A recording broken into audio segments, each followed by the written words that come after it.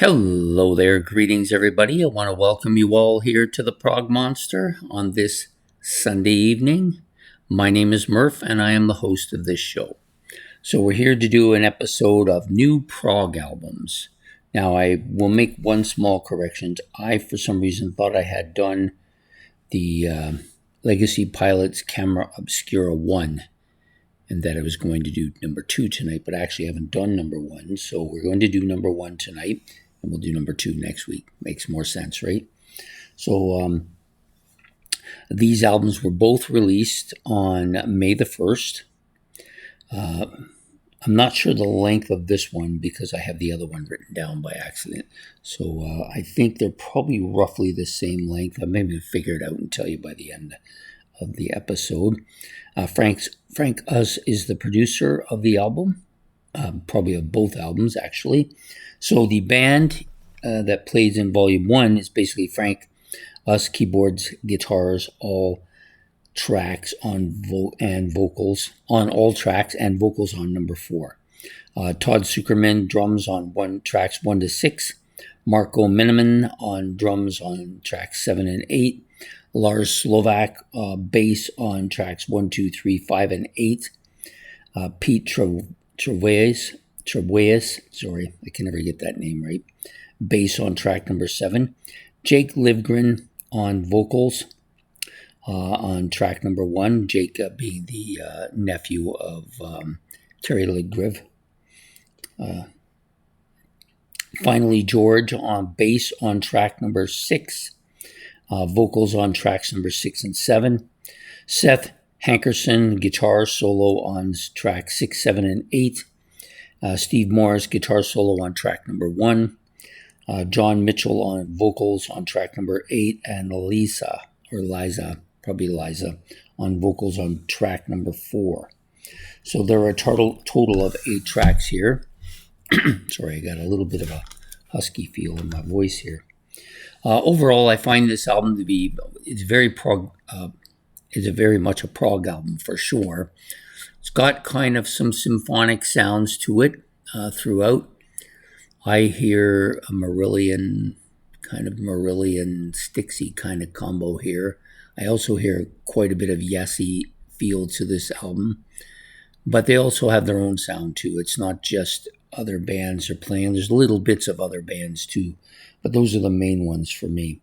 So it opens up with the first track, Midnight Tide Part 1. Opens with a nice high-end keyboard synthesizer part. Gets a little bit heavier sound with the keyboard underbelly kind of continuing there.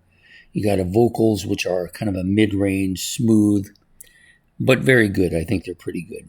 The guitars are a little bit more up-tempo. This is a very Yes-like sound to it with a hints of other groups in there as well. It's short song to less than 3 minutes in length. Next track is a little over 3 minutes, almost 3.5 minutes.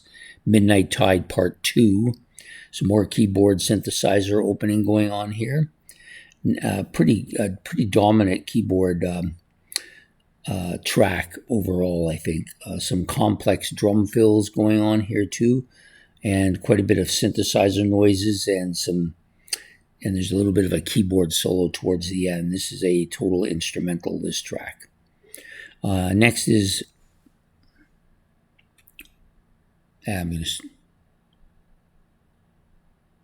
maybe I can get through. Sorry, I thought I was going to let one sneeze go really bad there for a minute. Midnight Tide Part 3 is the next track, a little bit under 3 minutes in length.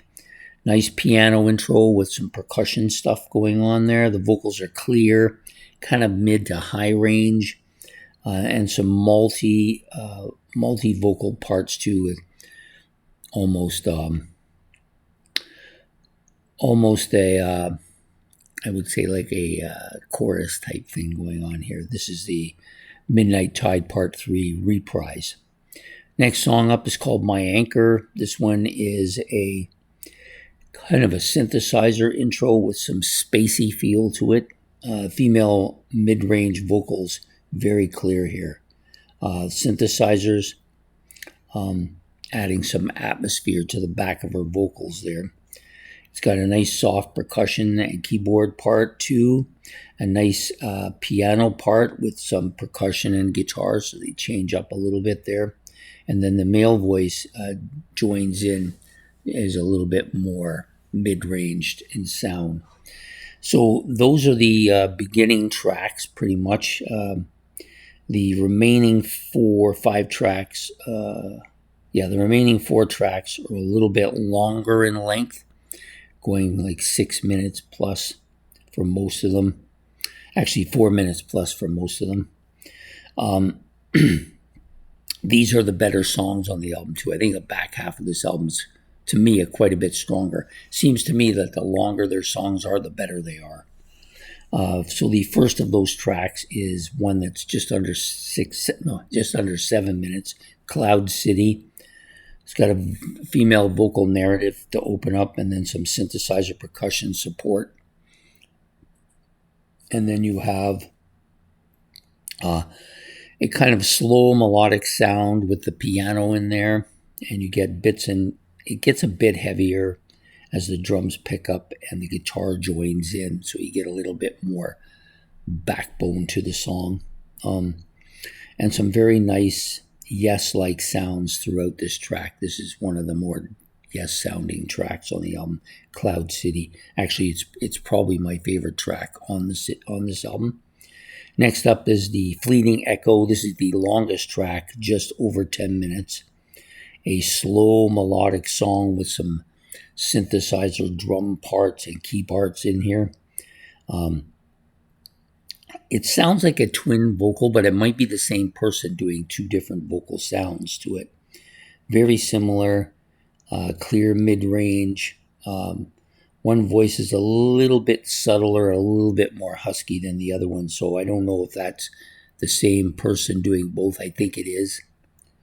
It's got a nice slow keyboard part with some percussion and synthesizers at the back end of this song. And a nice high-pitched guitar solo thrown in there as well. This is a really tasty song. I like this one. Next up is the Time Never Pauses. This is just over 5 minutes. Nice drum opening with some synthesizer sounds. Vocals are clear, mid-range, smooth sounding. You got a couple of vocal parts here that are on the higher than the other parts, but still pretty much dominated by the first set of vocals there. It does build up as they add instruments to it. It's a multi-vocaled choruses as well. So you got 2 or 3 people singing a kind of a backup sound. I wouldn't really call it a chorus. They're just repeating the same words, really. Some bitey guitar soloing here with some heavy drum beat towards the back end of this. The drums on this song are the heaviest on the album. I think it's just more that the drummer that is doing the drums on this track is a bit heavier in hand than the other drummer. Next up is the final track on the album, Afterglow. This one's just under 5 minutes. Nice piano opening with some acoustic guitar to accompany it. And then you've got this heavy keyboard synthesizer part, heavy bass and piano in there as well. The piano is actually quite heavy here, which is something that's different. You don't see this too often. It's a heavy melodic guitar part. Piano gets a little deeper. They're playing the deep end of the keys. You've got some vocals, which are more mid-range, more a little bit more of a whiny type vocal. And his voice is a little higher, a little bit stretched, not as much smooth as the previous vocalist. The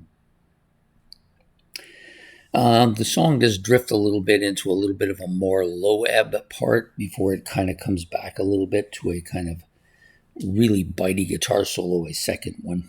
A more low sounding melodic second solo from that one. So they're right beside each other, and then the other one kind of comes in at the end of the bitey one. I'm not sure if it's 2 different guitarists. I don't think it is. I think it's the same guy. And it's overall melodic, soft track, I think. But it's quite good, actually. I don't mind it. So the back 4 tracks are probably my favorite ones on the album. But the album as a whole is pretty strong. So I'm hoping that the second Obscura, Camera Obscura album is a little bit of the same nature. I'll be happy with that as well. This is a album that probably I would like to get. If I can get them, I'll probably try to get them both. It makes more sense to get them both at the same time.